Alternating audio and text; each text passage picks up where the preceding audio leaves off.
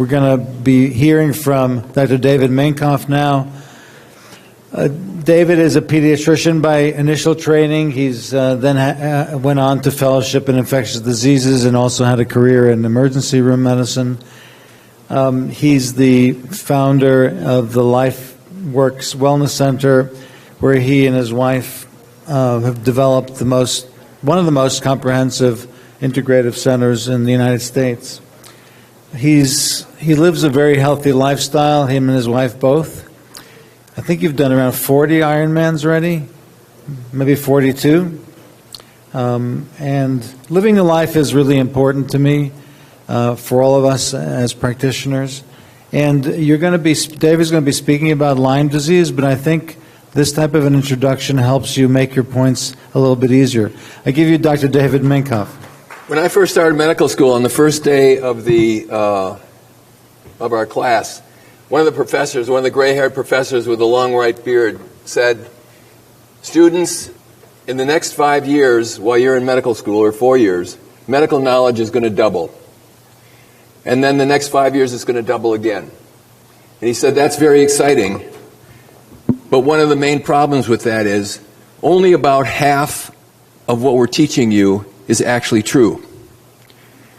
The other half isn't true. And the biggest dilemma that we have is that we don't know which half is which. And if you look at the history of medicine over the last probably many hundreds, if not thousands of years, a lot of what we've learned isn't actually true. It doesn't really work. And I was just sitting earlier today thinking, well, what's the myth and what's the reality? The myth is LDL cholesterol's bad. The myth is cancer treatments work. The myth is don't eat egg yolks. The myth is diabetic drugs prevent cardiovascular disease. The myth is breast implants are okay for you. The myth is trust your doctor. The myth is ECT helps. There's legislation now in Florida to get them to permit doing electric shock treatments on children at the age of 6 years old, because if they have major depression, it's going to help them. The other myth is the surgeon comes out of the operation and he says, "We got it all." Anybody nowadays who's dealing with cancer knows that that's almost never true. So now there's a reality, and the reality has probably been around history for a long time. Started with Hippocrates, primary non nocere. First of all, if you're a doctor, don't hurt anyone. Don't cause harm. That's really old. There's another old one that says disease begins in the colon. Well, look at this stuff. That was somebody, I think that was Hippocrates too. Disease begins in the colon. Another one, I think it was Edison. The doctor of the future will deal in nutrition and the structure of the human form. I don't think there's been very many major advances since those, if you just took those as that's the reality. So one of the things I look at with the deluge there is now of science and scientific reports, almost all of which is funded by people who have an interest to sell something, is that you just can't trust it, and we know for sure that at least 50% of it isn't true, and that's if we're being nice. So I think the things that Zach said about go back to nature, touch people, eat real food is a lot of what makes people better. And that we have to really be careful when we're not doing that, because we may not really be contributing to making people better. So if we go back to Morpheus, I didn't say it would be easy.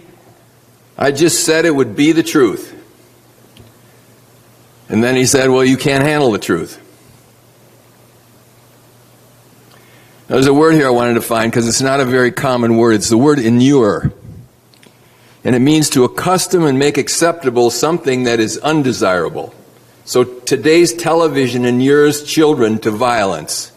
Pharmaceutical companies inure the public to use drugs. Back to Morpheus. You have to understand, Most of these people are not ready to be unplugged. And many of them are so inured, so hopelessly dependent on the system that they will fight to protect it. Now that's our government. That's what the FDA is doing. That's what most scientists and universities are doing. That's what most of this is about. And probably almost everybody here already knows that, has already had that experience. And that's what we're trying to put together here, is a group where we can say, we can tip that balance from, instead of 60 generations just to come, as we have 60,000 or 60 million generations to come, where we actually have a planet that can thrive and survive, and where people can get along with each other, and it could be a beautiful thing.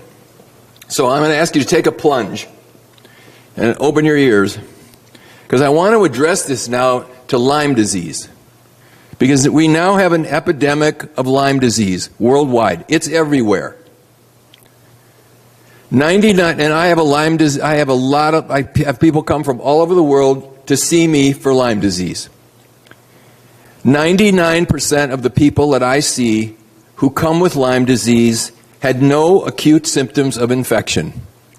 They didn't get a bullseye rash. They didn't have a flu symptoms. They didn't have arthritis. They didn't have anything. Something occurred in their life, and then they got symptoms that got reduced to Lyme disease. It's most likely not what we think. The official treatment of Lyme disease, in those who believe that it even exists, is that it should be treated with antibiotics. Most of the Lyme MDs that are treating an infectious disease that are treating have people on 4, 5, 6 antibiotics for months and months and years, because they're trying to kill the infection. There are some infectious disease guys that I know who will treat 30 days of doxycycline or 30 days of Rocephin IV antibiotics, and the person is no better, and at least they say, well, I treated you for Lyme disease and I'm going to stop. But it doesn't work. Lyme disease is really a low-order stealth organism. It's almost never the real cause of the symptoms. It's a player in the symptoms. We find that almost all, I think the third leading cause now of disease is now autoimmune diseases. From thyroiditis to colitis to interstitial cystitis to rheumatoid arthritis to lupus. It's just like everywhere. Almost everyone we see with those diseases will test positive to Lyme in some form or another.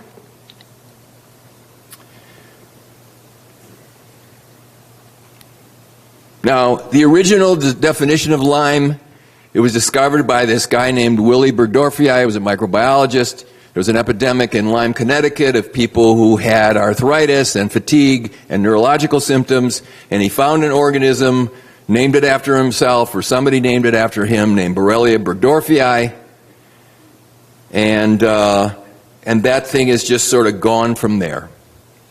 What we find is that usually this is part of a larger problem in the host himself. There's nutritional deficiencies, electropollution, toxin load, gut dysbiosis, immune dysfunctions, co-infections, hormonal imbalances, dental problems. And unless you address that, people never get better. So here's what Lyme is not. It's not a virulent, aggressive, overwhelming infection. For about 20 years, I was an infectious disease hospitalist. I saw people in hospitals who had serious infectious diseases. And if I saw someone like that, that's a bad infectious disease. That's a strep. That's a flesh-eating strep, okay? This could eat through a guy's leg in 24 hours. Lyme's not like that. That's meningococcemia, okay? If you've ever seen a case, it's the scariest thing you ever saw, because they'll die on you in hours. They go into septic shock and they die, okay? That's not Lyme disease. Bubonic plague. When I was in practice in California doing infectious disease, I had a 6-year-old come into my office with sort of flu symptoms, and the MMWR, the infectious disease guys in California newsletter, send out a newsletter every month on what's happening in infectious disease. And earlier that week I had read that they were seeing some plague in some of the rodents that were in the outers outside of San Diego County. And I saw this kid come in with like flu symptoms, and when I examined, he looked terrible. And when I examined him, he had a bubo. He had a big lymph node in his groin. And I thought, holy smokes, maybe he's got bubonic plague. And we gave him a shot of penicillin in the office, and I put him in the car, and I drove him to the hospital, and by the time we got him to the emergency room, he was dead.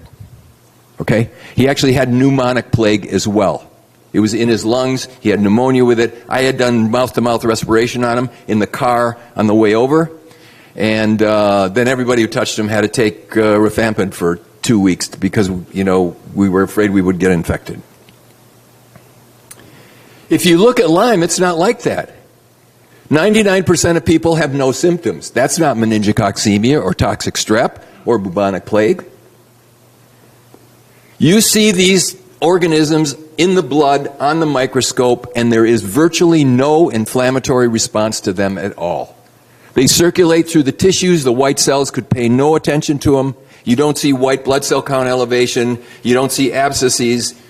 These organisms can be found inside of cells, outside of cells. They can live in the serum. That's not a virulent, toxic, infectious disease. It just isn't. Then if you look at it from the point of view, for a long time it had to be a tick-borne illness. It had to be a deer tick. And then I got to thinking about it, and I thought, well, there's 6 billion bacteria in the human mouth. How many bacteria are in a tick's mouth? And now we know mosquitoes can pass it also. How many are in a mosquito's mouth?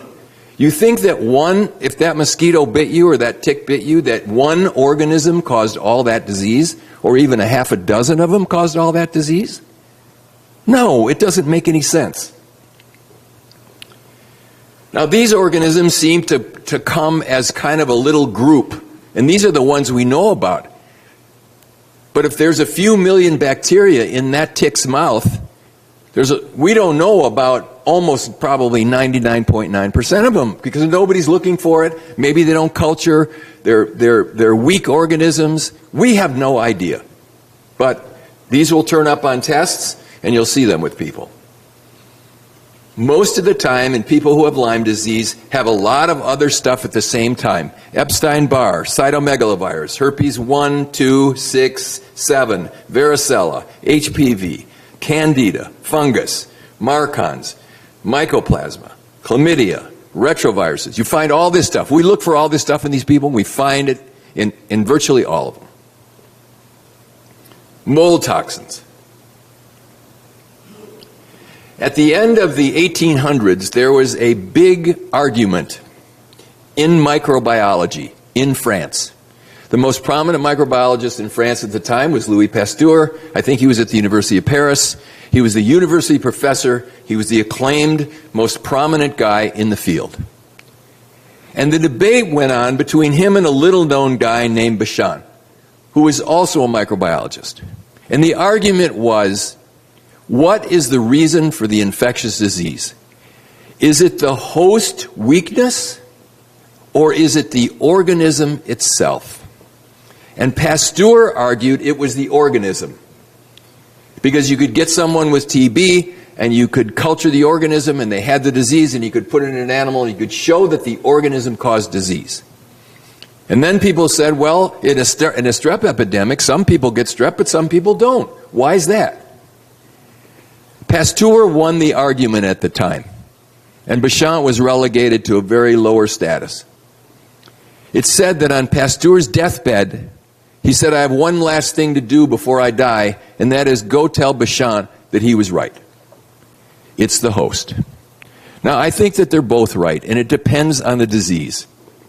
In plague, it's Pasteur. In meningococcemia, it's Pasteur. Okay? Because those organisms are very aggressive, and they can overwhelm most hosts, and there's no defense to it. In Lyme, it's Béchamp. It's the host. And unless you approach Lyme disease as it's mostly the host, you can't win. So here's a picture of the bug. It's a spirochete. It spirals. It's loosely coiled. It's a very complicated organism. It is really, really sophisticated. Okay? So supposedly 3 stages of disease. There's a localized rash. It disseminates to multiple organs. And then you get a chronic disseminated disease with arthritis, emotional, and neurological problems. That's what the initial sign is. It's a bullseye rash, erythema migrans. I've never seen it. There's a couple more pictures of it. This organism has a bunch of subspecies. There's over 100 strains in the U.S., 300 node strains worldwide.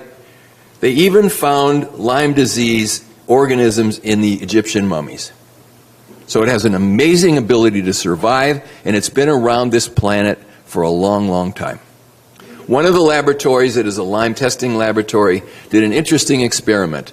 Their assay for PCR for Lyme is so sensitive that they will get a positive test with 10 organisms in the body, as few as 10 organisms in the body. What they did is they took 100 people off the street, had each one get about a 1-hour deep tissue massage, trying to mobilize whatever they could. These are asymptomatic people. And then they collected urine, did this PCR test for Lyme, and 90 out of 100 were positive for Lyme. Okay? It's everywhere. Now, Lyme has plasmids. Plasmids, for those of you who aren't familiar with it, plasmids are circular pieces of DNA that can replicate themselves. And bacteria and fungi can transfer, this is information that they can transfer back and forth to each other, which give them resistance to various kinds of antibiotics, antifungals, environmental changes. And so that gives them immunity. It gives them ability to avoid our normal treatments. Now that's 3 times more plasmids than any known bacteria. This thing is very sophisticated. So it has a lot of ways that it can evade detection. These plasmids can also give this organism a method of suppressing our immune system. These organisms can produce toxins that actually take out our CD57 lymphocytes. And so many times in people who have had chronic Lyme disease, we measure CD57 lymphocytes, and they're very depressed. There's only one other thing known that depresses CD57 lymphocytes, and that's tuberculosis. So when we see low CD57, we think that the Lyme is probably there. These organisms are pleomorphic. They can phase and they can change the antigens on their surface. That's the problem with trying to diagnose this disease with antibodies or even with PCR. It's very difficult. And a lot of the debate on this has been, well, you don't have a positive blood test for Lyme, so therefore you don't have it. But the tests aren't very good, and the Lyme organism can shift. And then our antibodies don't find it. They can hide inside of cells, inside of tissues. They can block nagalase. Nagalase is an enzyme that is within the host that is needed to activate our macrophages. It works with vitamin D to activate our macrophages. Our macrophages are the thing that are supposed to eat these bacteria. They put out a toxin that blocks the activation of nagalase. So this is an anaerobe. It can be in a spirochete form. It can be in a cell wall deficient form. It can be in a cyst form. It can be in the eye, in tendons, in ligaments. It can be anywhere. It can change its outer surface proteins, preventing immune recognition. It can surround itself with the host's own lymphocyte cell membranes and avoid being detected. It can attack lymphocytes, macrophages, and natural killer cells, and so reduce the body's defensive weapons. Also very interesting, it produces these mucopolysaccharides that congeal with local minerals, heavy metals, fibrin, and they can weave a protective coat around themselves in their colonies. Now this is a dark field. This is a microscope. This is called dark field microscopy. And this is a way where you can take a fresh specimen, 1 drop of blood from a person's finger, you can put it on a slide. You can, I do this on all the patients. You can look in the microscope and you can see blood without having to fix the blood with some kind of an alcohol, and you don't have to put any stain on it. So we see the blood fresh, alive, immediately. And when we see a picture like this, now the white circles are red blood cells. Normal, healthy red blood cells are round, and they have a smooth surface, and they don't overlap each other. They stay in kind of a monolayer, so that they're separate from each other. You see that hazy mess in the middle? That's biofilm. Now that is a whole colony of organisms, and it's mixed colonies. There can be parasites and fungi and mixed bacteria in that thing, and that's got a mucopolysaccharide coat, and you can give antibiotics 24 hours a day for 5 years and it won't penetrate that. And those organisms are protected, and so it doesn't work. And a lot of times I'll see patients who come in who've been at some other place for 6 months on antibiotics, and I'll look at this and I'll say, there's no way you could get better, because these biofilms are protecting the organisms, and it's just not being penetrated. There's a laboratory in Arizona called Fry Labs where he's done DNA probes on these biofilms with immunofluorescent stains. He's been able to show, you can't probably see it very well, but these are mixed colonies of organisms. There might be 30, 50, 100, 200 organisms in the biofilm. It's like a cooperative community of organisms that have actually protected themselves from us, from our immune system. Now, I'm just going to run through a couple more of these. Babesia is not actually even a bacteria. It's a malarial-like protozoa. It acts like malaria. It goes inside red blood cells and it infects them. And there's a whole bunch of different serotypes of these guys too, and it can cause any symptom you want. This usually comes along for the ride. You can see these on a microscopic look. Those little blue things in the cell are Babesia, and they're often along for the ride. Bartonella is another one. Bartonella is cat scratch. When I was doing pediatric infectious disease, I would get referred patients who had cat scratch disease. And the story usually was, we used to call it kitten scratch disease, because these kids were usually bitten, but not bitten, but they were scratched by a little new kitten that they got. And you'd see a little scratch here on their arm or their upper arm. And then what you would see is the kid would get really sick. They'd have a fever of 102 or 103. They would have big swollen lymph nodes. They would really be sick, and they needed antibiotics. Bartonella in Lyme disease doesn't do this at all. These people don't have high fevers. They don't have swollen lymph nodes usually. They don't have anything like this. Those organism behaves completely differently than it does as an isolated infection. That's what it looks like. It's flagellated. Sometimes people with Bartonella will get a rash with these striae, and if you scrape it, you can see the organisms in there. Ehrlichia is another one. This is anaplasma. This can affect white blood cells and red blood cells. Again, lots of different symptoms. There's a couple of pictures where on the right it's a white blood cell, and on the left it's a red blood cell, and you see the inclusions there from these organisms. Now, if you haven't looked at this book, it's very interesting. Judy Mikovits is a very esteemed virologist, and she did a lot of work on looking for the cause of chronic fatigue syndrome. And what she found was that there are a lot of retroviruses in our environment, and these retroviruses may be passed through vaccinations, or they may be passed by contact with other people or animals. And the first retrovirus was, of course, AIDS. I finished my infectious disease fellowship in 1980, and I was at the University Hospital in San Diego, and we were seeing tons of young men with complicated infectious disease, and this was the beginning of the AIDS epidemic, and this was the first retroviral infection. Okay? We know that there are many hundreds, probably thousands of retroviruses. Most of them don't behave like AIDS. It's very interesting that about 6 to 8% of our own DNA is retroviral DNA. It's called human endogenous retroviruses. And we probably picked this up along the way through our ancestry, and usually they're quiet, and usually they don't do anything, but sometimes they get turned on. And they can be immunosuppressive. They can reduce immunity and make one more susceptible to other kinds of stealth infections.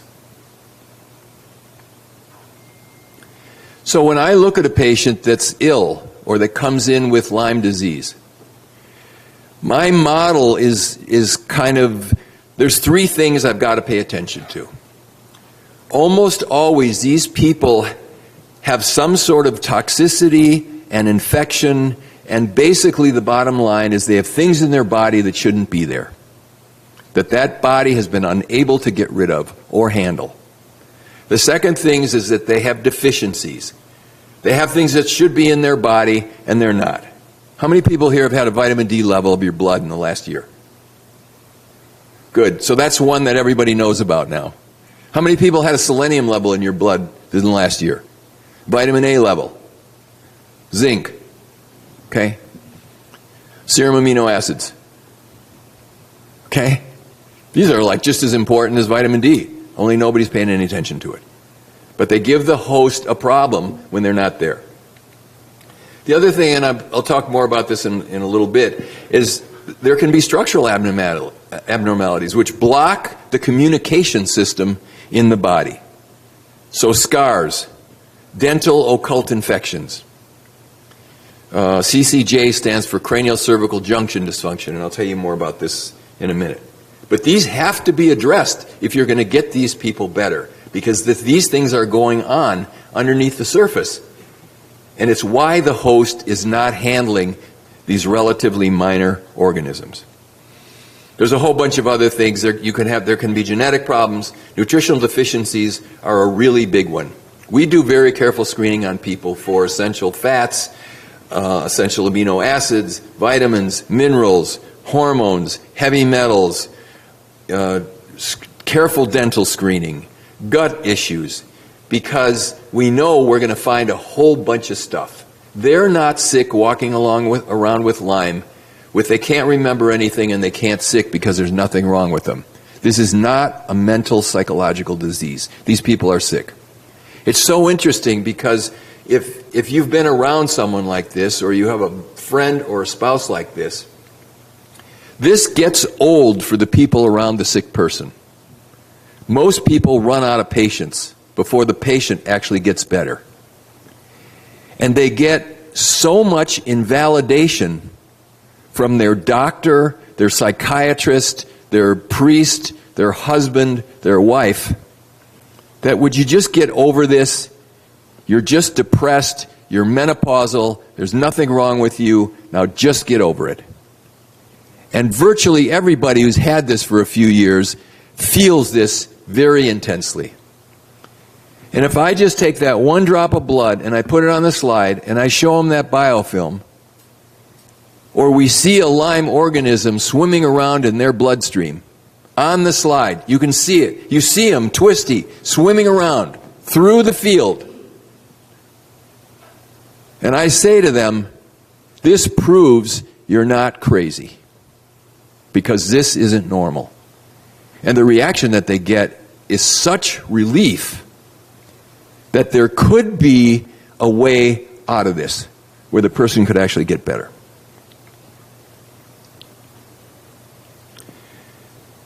In my experience, if someone comes in with Lyme disease and they have root canal teeth, there's a 99.9% chance that this is one of the biggest factors in why they're sick. I do some energy-type medicine diagnostically, autonomic response testing. And I know that if I test that patient and I find that the biggest suppressor on their nervous system, on their autonomic nervous system, it comes up as root canal, that 99.9% of the time when I send them for a cone beam CT to my dentist friend down the block, that he's going to see apical abscesses or worse. So last year, out of 351 patients that I sent to this dentist, I have filled up 3 dental offices. Out of 351, 348 that I detected on the muscle test root canal problems, he saw significant abscesses on their cone beam CT. Okay? So this is a big factor. Now, it used to be that Boyd Haley set up a laboratory at the University of Kentucky to look at root canal toxins. And they had a way where you could push kind of a... Does anybody remember this or know about this? Okay, so they had a laboratory where they could do bioassays on enzyme levels. And you got a kit, and on the kit was kind of a thick cotton pledget. And what we would do is on the root canal tooth, if we suspected it was toxic, is take that pledget, push it underneath the gum up to the root of the tooth and pull it out and put that in bottle A. And then we would take a normal tooth on the other side and do the same thing and send it to the laboratory. And they would do a bioassay. Now, if you look at this test, those phosphorylase kinase, phosphorylase A, pyruvate kinase, these are enzymes that are part of the Krebs cycle. They're part of production of ATP.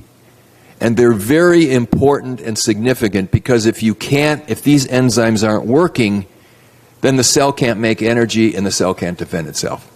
And this was a patient of mine. He was 62. He had chronic fatigue. Tooth number 14 was root canal, and this was the results of the assay that we sent. There was 93% inhibition of this Krebs cycle enzymes from the root canal toxins that were produced by the anaerobic bacteria and fungi that were pouring biotoxins out of the root of that tooth. This is so important and so significant. And I'm going to go out on a limb here because you guys are all dentists, but this is just my experience. The standard in dentistry seems to be if it looks good and it doesn't hurt, you're fine. And dentists who do two-dimensional x-rays usually can't see abscesses. It's hidden behind the tooth is white, the abscess is black, and you can't see it. In fact, the dentist that I mainly use right now, I sent him 6 cases. I think there's a root canal problem. Do the x-ray. He did his 2D x-ray. On the 2D x-ray, he said, I don't see anything. He then decided to go in to do implants, and he bought a cone beam CT because you need one of those to do implants. So I kept sending him people, and I said, I learned about the cone beam CT. Okay, do the cone beam CT. All 6 of those had abscesses, and then since that time, there's hundreds, literally hundreds. So you have to have the right technology, and you got to look. And you can't ignore it. When the dentist goes in there and they kill the nerve and the artery and the vein in that infected tooth, those dentin tubules are full of bacteria. They're full of toxic anaerobic bacteria. There's nothing you can do to clean that out. And the gutta percha, or whatever you're using, does not seal off those tubules, and that stuff is leaking out. It's 2 inches from the brain. It's on the 5th cranial nerve. It's the biggest nerve root in the body. It goes straight into the brain without a relay point, and tell me that's not going to cause a problem. It is, and it does. So this is really important. And I think that it's important for both dentists and doctors to understand this.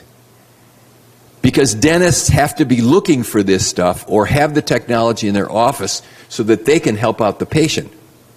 Because I know for sure, I have had many, many cases of people where it wasn't even Lyme disease.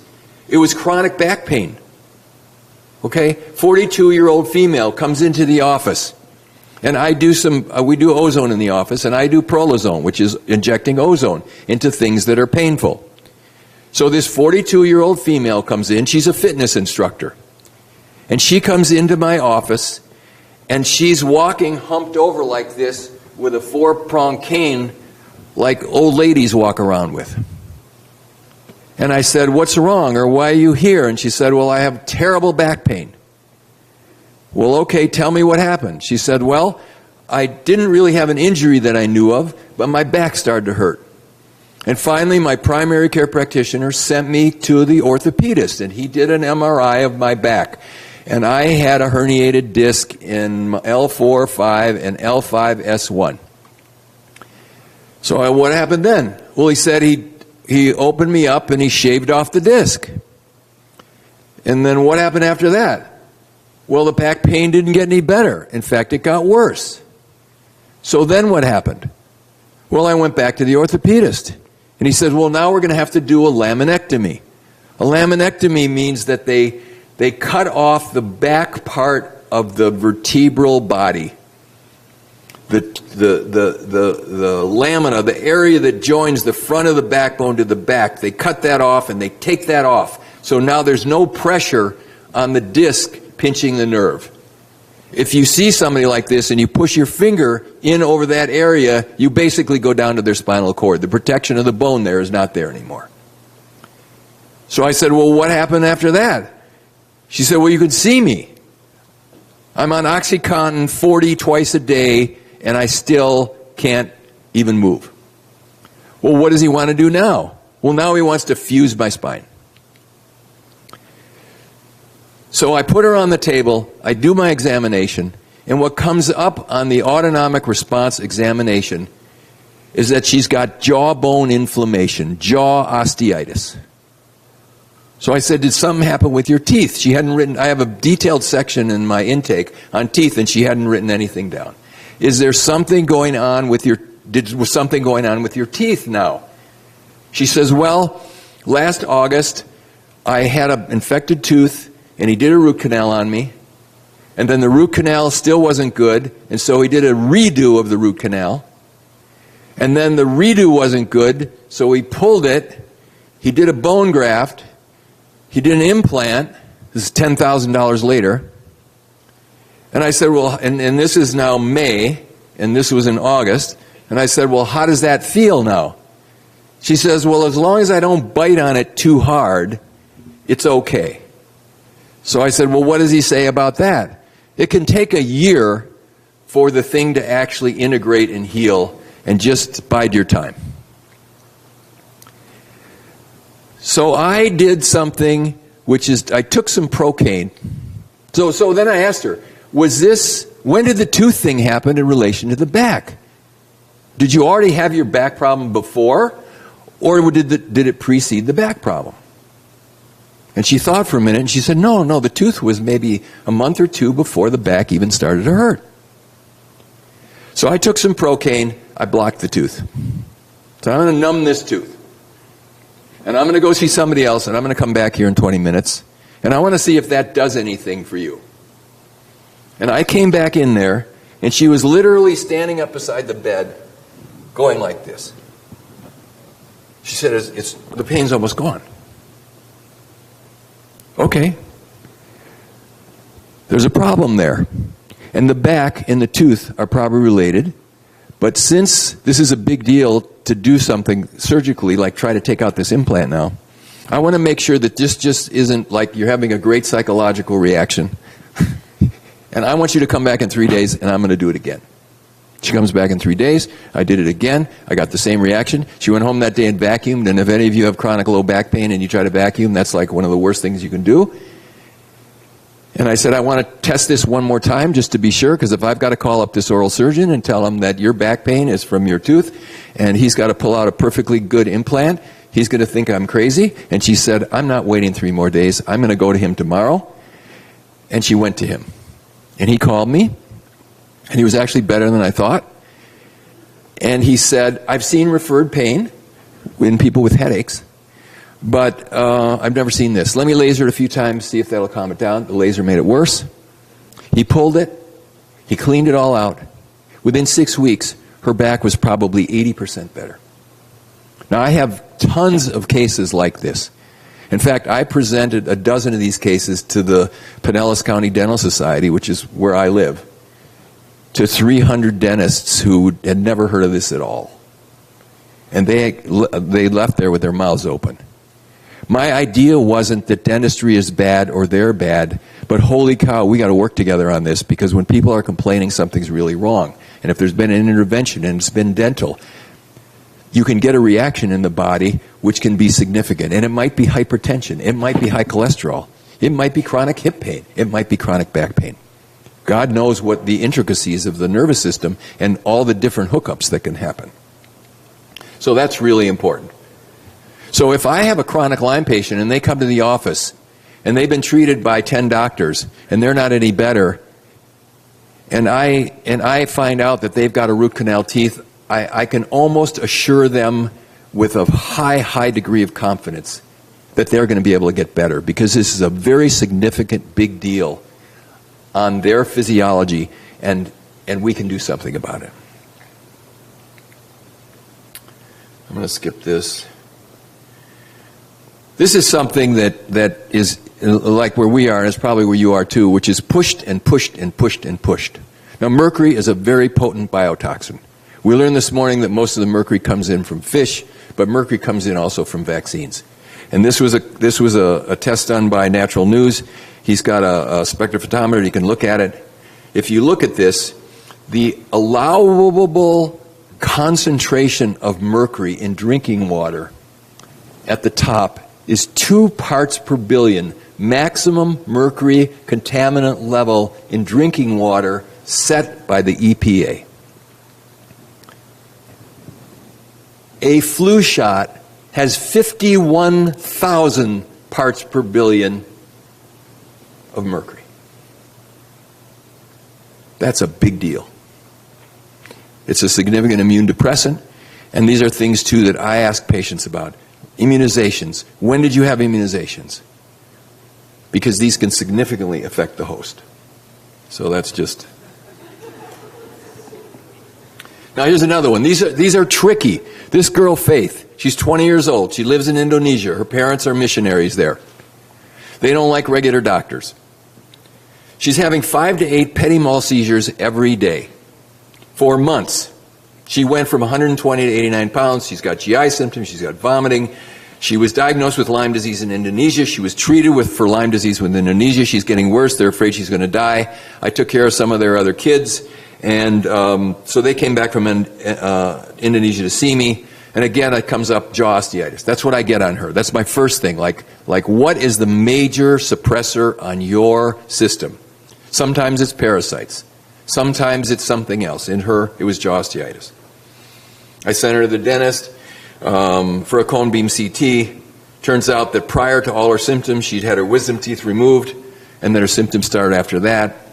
This is the cone beam CT. This gives you an indication of bone density. She's got really significant negative Haussmann units, negative 896. There's a huge cavitation there. Okay? There's the cavitation. Huge hole, full of yellow, pussy goo. Here's the other one that tested positive. This one was minus 915 Haussmann units. There's the cone beam CT. You can see it. That bone is open. There's no trabeculae there at all. That's that one. Do you know that after these two things were done, she stopped having seizures, and she started to eat, and she stopped throwing up? Now, you could treat her Lyme forever. You will never help her. You could put her on anti-seizure medicines. You could send her to the psychiatrist. You could intravenous feed her, because that's what she looked like. She's down to 89 pounds. She's really down. She had an underlying systemic problem that caused her disease, and that made her, once it was handled, get better. Now, this is something that I didn't know anything about a year and a half ago.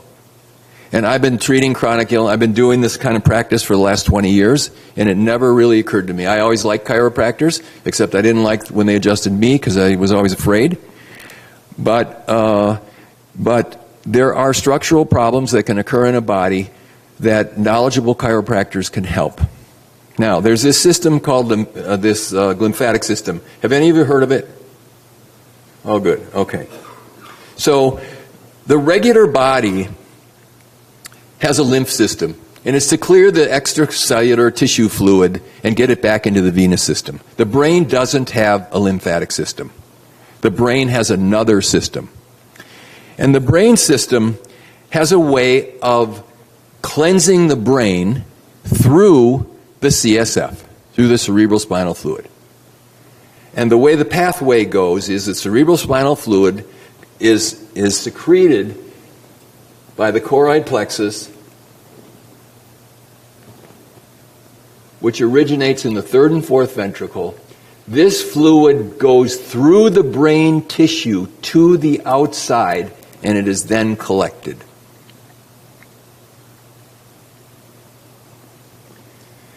Sometimes that fluid flow is blocked and it doesn't flow. And people can get everything from MS to Alzheimer's to brain fog. Because that system can't, the system that's supposed to clean the brain of its own waste isn't working. Can I play a video on this thing? Let me see.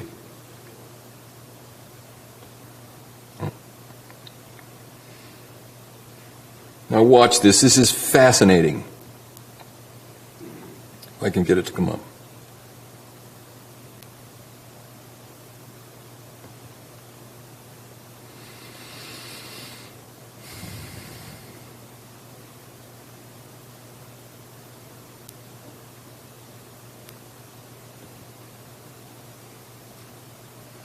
Okay, I'll just tell you.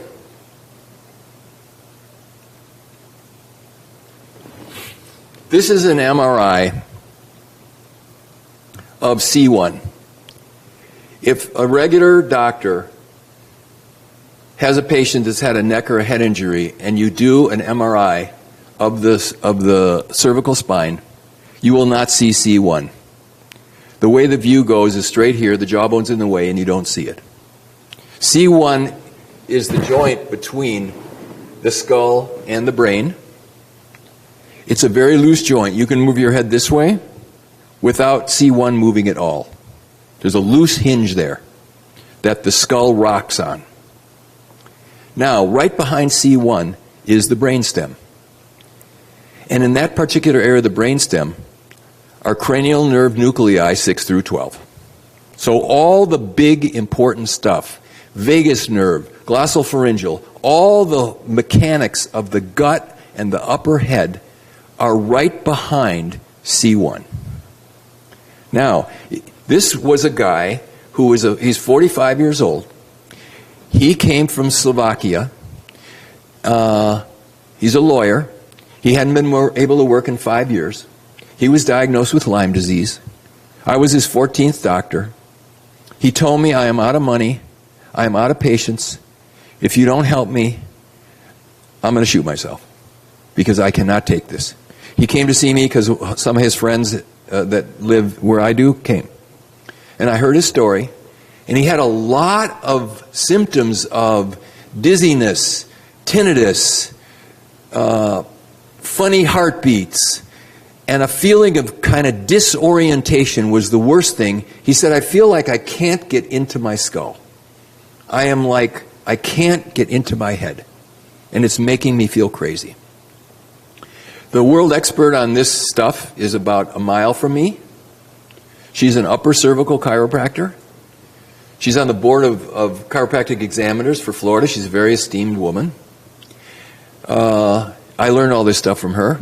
If you look at Townsend Letter for October, we did a publication together which explains this in more detail than I'm going to be able to give you today. But this was the MRI done properly of C1. Now, if you look at C1, so just to orient you, this is the cord, this is the trachea, this is C1. This is rotated 40 degrees. This should be straight across. This is the jugular vein. On this side, it's pushed closed because the bone is disoriented. He did not have neck pain. After she saw this, she did an adjustment. This is back 20 degrees. It's halfway back.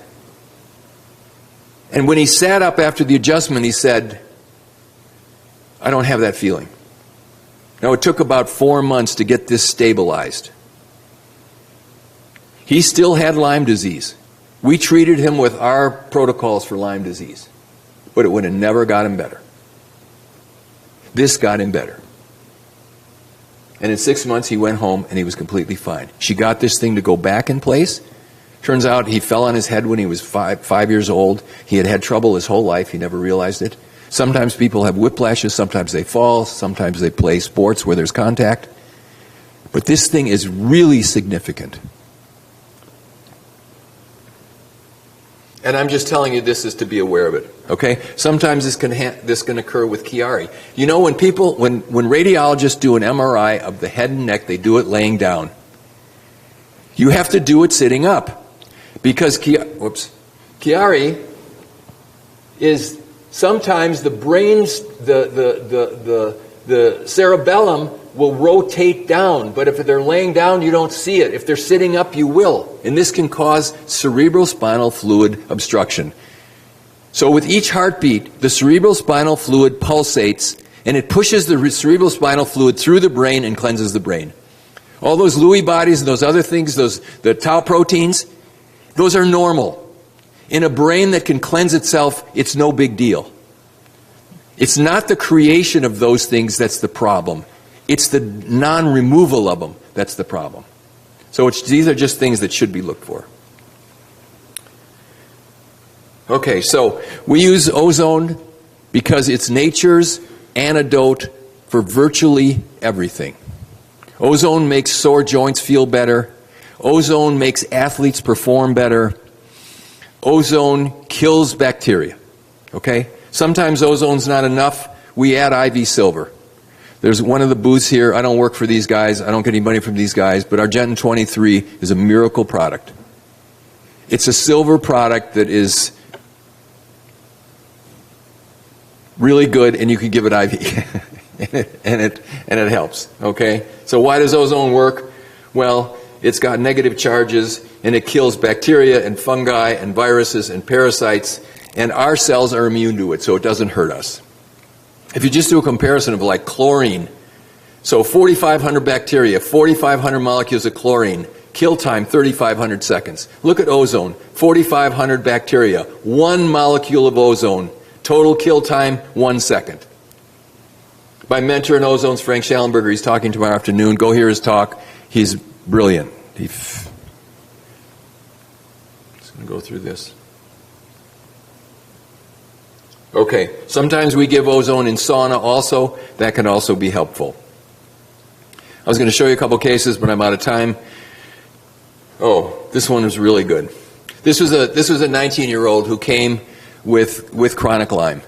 And he was so anxious he felt like, I can't even be in my skin. When he came, he looked like he'd been on the dark side for a long time. He was gothic, dyed hair black, one of those big earrings that just kill your ears, you know, everything black. He was just in a scowl the whole time. He wouldn't talk to me. His mother dragged him in. We treated him for 4 months with ozone. The day after he came in, the day I saw him, I didn't have enough time to finish. So I saw him, I said, come on back the next day, I got to see you. He came back the next day, and the first word he said to me was, I got a new tattoo last night. Oh, you did? You're toxic out to the roof, and you just went and got some more ink? He said, yeah, and I want to show it to you. And then I looked at his mother, and I said, why did you let him do that? She said, well, I didn't know. I got one too. And she opened up her blouse, and she had a big eagle on her chest. Here's the tattoo he did. So that's a tick with a Bowie knife and an IV running into the tick. Thought that was good. Anyway, these are all different kinds of lab tests, which I'm just going to... Deficiencies, potassium, copper, selenium, high levels in the blood, aluminum, arsenic, mercury. This one, low CoQ10, high oxidative stress, low vitamin D, low fatty acids, dysbiosis, H. pylori, IgA in the gut really low, overgrowth of bad bacteria, tapeworm present on the stool test. Okay, MTHFR, deficient in potassium, magnesium, copper. These guys have gobs of stuff that's wrong. And if you're going to treat the host, you have to fix the host. This was an 11-year-old that came that at age 2 was diagnosed with juvenile rheumatoid arthritis. Okay, and she was on methotrexate and prednisone as her treatment. This is a pre-pubertal female on chemotherapy on a teratogenic chemotherapy. And she was worse, and the rheumatologist wanted to go to one of the biologics, Humira or one of the biologics. And they came in for an evaluation, and I did this dark field on her. Now, a normal red cell has a smooth, nice surface. This is Lyme on virtually every cell. 6 weeks later, the blood's cleaned. Her symptoms go away. We wean her off all of the medication. This is like 5 years ago. She's completely fine. She's a normal 16-year-old, and she's completely fine. Okay, here's a nurse with Lyme. See the biofilm. I don't know if you can see that. See this guy? There's a Lyme organism coming out of that cell. See it? And on real time, you can see it wiggling. This is her 2 months later. This is like a perfectly normal biofilm. Okay, I just want to mention one more thing. There's another substance called artethamer. Artethamer is an extract from the wormwood plant. This is a good antibacterial, antimalarial, antifungal. It's really good for Lyme disease. It actually is good for a lot of stuff, including cancer. The problem with it is GI absorption. There are preparations of this now where it can be done sublingually. It's absorbed and you get blood levels as if you're giving an IV. It's really good. Okay? So we work these guys up really carefully, and we treat them with ozone, and sometimes the seas are very stormy. But if truth equals well patient with non-toxic treatment, that's what we're looking for. So they come in like this, and if you get it right, they go out like that. Thanks for your attention.